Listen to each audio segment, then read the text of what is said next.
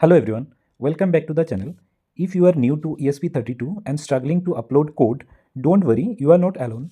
In this video, I will show you how to upload the code to ESP32 step by step using Arduino IDE in a very simple way. By the end of this video, you will able to upload your first program without any error. In this video, we will learn how to set up Arduino IDE for ESP32, how to select the correct board and port, how to upload code, and how to fix common upload errors. Step 1. Install Arduino IDE. Go to Google and search Arduino IDE download. Then download it from the official Arduino website and install it. Otherwise, I already provided the download link in the description box. So once installation is done, open Arduino IDE. Now step 2. Here we need to add ESP32 board URL. So by default, Arduino IDE does not support ESP32. So we need to add ESP32 support manually. So for that, first we need to go to the file. There is an option preference. Here we will see an additional board manager URLs.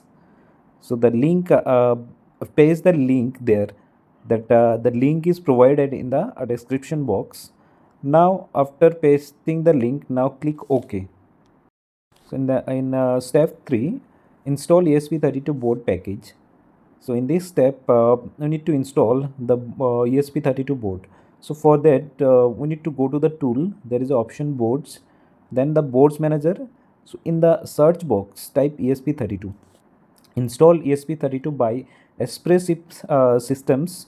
This may take a few minutes depending on your internet speed. Now step 4, select ESP32 board. After installations, we must select the correct board. So for that we need to go to the tool, then there is option board, then ESP32 Arduino. Select your board. For most users, select ESP32 Dev Module or DOIT ESP32 DevKit V1. Step 5, connect ESP32 and select port. Now connect ESP32 to your computer using a USB cable. Then go to tool. Under the tool there is a option port. Select the COM port that appears, for example COM3 or COM4. If no port is visible, don't worry, I will explain the solution later. So in the step 6, for testing we can upload some test code like LED blink. So let's upload a simple test program. This code will blink the onboard LED. The simple code is provided in the description box so that you can upload for the testing purpose. After uploading, now click the upload button. Now in step 7, press boot button. So if we see connecting on the screen, press and hold the boot button on ESP32. Release the button when uploading starts. So this is very important for some ESP32 boards. So in the step 8, we need to verify whether that the code is uploaded successfully or not.